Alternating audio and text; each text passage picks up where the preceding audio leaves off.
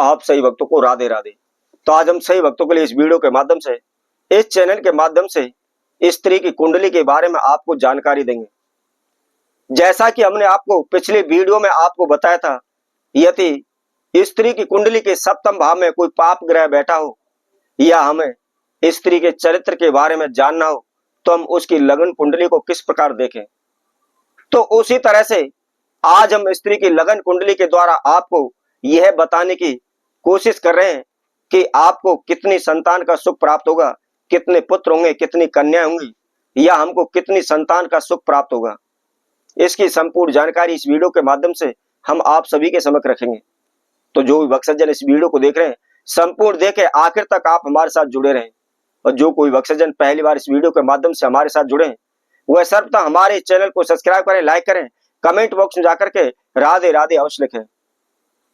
तो जैसा कि हम आप सभी को बता रहे थे, इस चैनल के माध्यम से मात्र केवल हम आपको लगन कुंडली के बारे में जानकारी देते हैं, आपको राशियों के बारे में जानकारी देते हैं।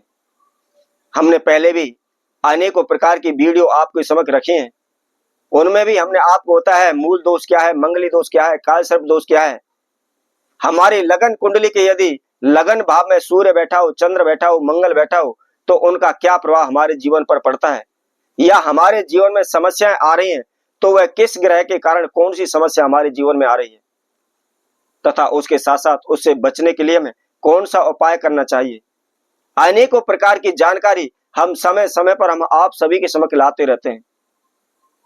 तो यदि आप अपनी लगन कुंडली की जानकारी चाहते हैं, आप भी अपने भविष्य के बारे में जानकारी चाहते हैं, तो आपको कहीं भी जाने की आवश्यकता नहीं है। मात्र केवल अपनी लगन कुंडली निकालें और अपने समक्ष रख लें, और हमारे द्वारा बताई गई वीडियो को आप चलाएं और चला करके आप उस कुंडली के द्वारा मिलान करें, तो घर बैठे ही आप अपने भविष्य के बारे में जान सकते हैं। आपका रिश्ता होगा नहीं होगा, नौकरी लगेगी नहीं लगेगी, कारोबार करना चाहिए तो कौन सा करना चाहिए, या आपके जीवन में शारीरिक समस्याएं आ रही हैं, धन की समस्या आ रही है, कर्जे की समस्या आ रही है, तो कौन से ग्रह के कारण आ रही है, उसके साथ साथ हमें कौन सा उपाय करना है। घर बैठी आपको संपूर्ण जानकारी मिल जाएगी। कहीं भी आपको भागने की, दौड़ने की आवश्यकता नहीं पड़ेगी, किसी प्रकार का आपको धन खर्चने की आवश्यकता नहीं पड़ेगी। तो जैसा कि आज हम इस वीडियो के माध्यम से आपको बता रहे हैं कि यदि आप स्त्री की लगन कुंडली देख करके आप पता लगाना चाहते हैं कि कितनी संतान का सुख प्राप्त होगा, या लड़का होगा या लड़की होगी, तो उसकी कैसे जानकारी प्राप्त करते हैं। तो सर्वप्रथम जिस किसी भी आप स्त्री के बारे में जानकारी चाहते हैं, उसकी आप लगन कुंडली लें और लगन कुंडली को खोल करके अपने समक्ष रखें। सबसे पहले जैसा कि मैंने आपको लगन कुंडली में बताया था कि लगन कुंडली का हमारा पंचम भाव, पंचम स्थान संतान का स्थान माना जाता है। तो आपने स्त्री की जो लगन कुंडली है उसके पंचम स्थान को देखना है।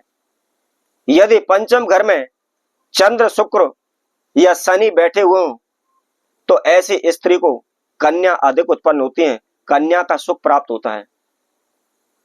और इसी तरह पंचम भाव में जितने भी ग्रह हों और उन ग्रहों के ऊपर शुभ दृष्टि हो, तो सभी को संतान योग शीघ्र ही प्राप्त होता है, संतान का सुख उनको शीघ्र ही मिल जाता है। इसके साथ साथ यदि हम सप्तम भाव को देखते हैं, सप्तम भाव मैंने आपको बताया था वह विवाह का कारक माना जाता है, शादी का कारक माना जाता है। तो यदि विवाह एवं संतान कारक ग्रह किसको माना जाता है, देव गुरु बृहस्पति को। तो सप्तम भाव में हो, सप्तम भाव में मंगल, शनि आदि ग्रहों की अशुभ दृष्टि हो, तो ऐसे जातक के विवाह में देरी होती है। जैसा कि मैंने आपको बताया था, सप्तम भाव हमारी लगन कुंडली का जो 7वां घर है, उसमें यदि मंगल की दृष्टि पड़ रही हो या शनि की दृष्टि पड़ रही हो, तो ऐसे जिसकी भी यह कुंडली है उसकी शादी में रुकावटें आती है, विवाह देरी से होता है। और इसके साथ साथ सूर्य, मंगल और गुरु पंचमी ग्रह, पुरुष ग्रह इनको माना जाता है। ये लगन कुंडली के अंदर पंचम भाव में बैठे हो तो निश्चित ही हमको पुत्र प्राप्ति की सुख प्राप्त होता है, संतान का सुख प्राप्त होता है, और उसके साथ में हमको पुत्र की प्राप्ति होती है, ना कि कन्या की।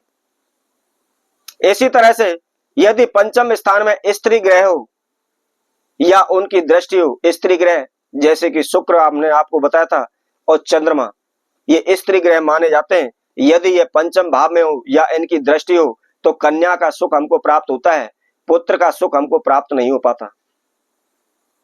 तो इसी तरह यदि किसी भी अशुभ ग्रह की दृष्टि हमारे पंचम भाव पर है या सप्तम भाव पर है, जिसकी वजह से हमारे संतान सुख में या विवाह में देरी हो रही है, तो उसके लिए हमें कौन सा उपाय करना चाहिए, इसकी जानकारी हम आगे आने वाली वीडियो में आप सभी के समक्ष रखेंगे। तब तक के लिए सभी भक्तों को राधे राधे।